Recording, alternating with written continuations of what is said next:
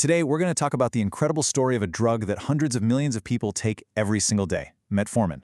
For decades, it's been the absolute go-to for type 2 diabetes. But its journey from a simple herb in a medieval field to your local pharmacy is a true medical epic. And trust me, it's way more interesting than you might think. I mean, think about it. This story starts in the Middle Ages, faces a near-death experience in the modern era, and then has this huge comeback thanks to a scientific study that literally changed medicine forever.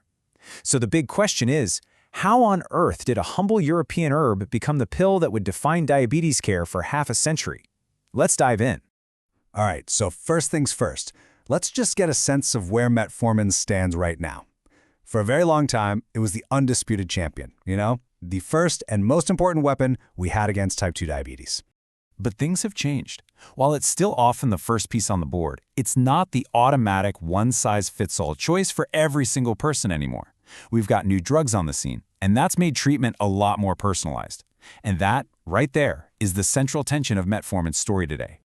But to really understand why this drug has had such staying power, we have to go back. I mean, way back. This thing wasn't designed in some fancy modern lab. Its origins are, well, they're ancient. The whole story kicks off in medieval Europe with a plant called goat's rue. People used it as a folk remedy for what we'd now call diabetes. Now, fast forward hundreds of years to the 1950s. That's when French scientists first used metformin in a clinical setting. But it wasn't a smooth ride. A huge scare in the 70s nearly wiped it off the map. It took a landmark study in the 1990s to finally restore its reputation and turn it into the powerhouse we know today. And here's what's so cool. This backstory actually helps us understand the pill itself. Because it comes from an ancient herb, its whole formulation is just different from modern drugs that are designed for one specific target. This simple fact helps explain why the pills can be kind of big and why you often have to take them more than once a day. It's a little piece of its history right there in the pill. And this might be the most fascinating thing about metformin. It's the classic case of use it first, figure it out later. We knew it worked for decades before scientists really started to understand the how. In fact, they're still publishing new theories about all the complex ways it works in top scientific journals today. Now, every hero's journey has its trials, right? And metformin faced two major ones that nearly ended its story for good. One was a really personal battle for patients, and the other was a full-blown public relations nightmare. So the first hurdle is super practical. For a decent chunk of people, starting metformin can lead to, let's just say, gut issues. We're talking diarrhea, nausea, stomach upset, and that's the #1 reason people give up on it, usually right at the very beginning. But okay, let's put that in perspective. When you look at the numbers, you see that while maybe a quarter of people run into some issues, the vast majority, 3/4 of them, tolerate it just fine. And the number who actually have to stop taking it completely, it's pretty small, only about 5%. It just goes to show that if you start low and go slow, most people can get past that initial bump. The second challenge, though, this was a big one, an existential threat. Back in the 70s, some other drugs in the same family, its siblings you could say, were linked to this rare but really dangerous side effect called lactic acidosis. That created this cloud of fear that just hung over metformin for decades, even though its own risk was completely different. So what's the real story today?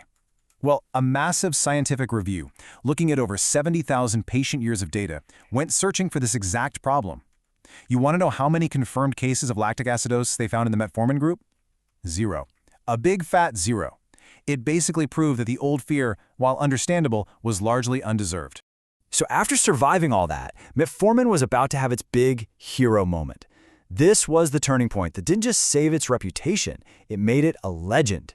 In 1998, the results came out from this huge, long-term study called the UKPDS. The researchers followed a group of overweight patients who had just been diagnosed with type 2 diabetes. And what they found completely changed the game. It wasn't just about blood sugar anymore. First, compared to the standard treatment at the time, the people taking metformin had a 32% drop in any kind of diabetes-related complication. That alone is a huge deal. But then it got even more impressive. They saw a stunning 39% reduction in heart attacks. That was a total game changer. And finally, the ultimate bottom line, a 36% reduction in death from any cause. The message was just undeniable. Starting metformin early didn't just tweak your lab numbers, it protected your organs, and it literally saved lives. This is what cemented its place in history. And you'd think, that's the end of the story? Not even close. 10 years after the study was officially over, the researchers went back and checked in on the patients, and they found that the group that had been on metformin still had lower rates of heart attacks and death. They called it a legacy effect. It showed that the benefits of getting on top of this early were incredibly long-lasting. Okay, so metformin is a proven hero, we get it. But the battlefield has changed. So let's look at its role today, in a world where it's no longer the only hero on the field. I love this way of thinking about it. Foundation, not fortress. Metformin is that solid, reliable base for treatment. It stabilizes the ground. But for patients who have specific high risks, like heart or kidney disease, doctors now add other powerful drugs like SGLT2 inhibitors or GLP-1s on top of that foundation to build a protective fortress. Metformin doesn't have to do it all by itself anymore. So who's the perfect person for this foundation? You can think of it like a simple pre-flight check. Step 1, are the kidneys working well enough? Step 2, is their gut pretty solid without any major pre-existing issues? And step 3, is the whole regimen sustainable? Can the patient actually handle the pill size and the dosing schedule?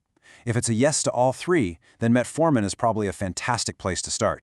So, after this unbelievable journey, from a medieval herb to a modern medical stable, what's the final word? What is metformin's legacy? Well, its legacy is crystal clear. It's a powerful and reliable drug for lowering blood sugar. It's super inexpensive and available all over the world, which is just massive for public health. It almost never causes low blood sugar, which is a huge advantage. It is way, way safer than its old reputation made it out to be. And the amazing part? We're still learning new things about it.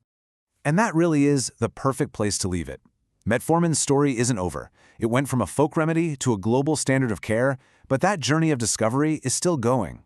The fact that scientists are still unlocking its secrets leaves us with one last, really fascinating question. After all this time, what else does this ancient hero have left to teach us?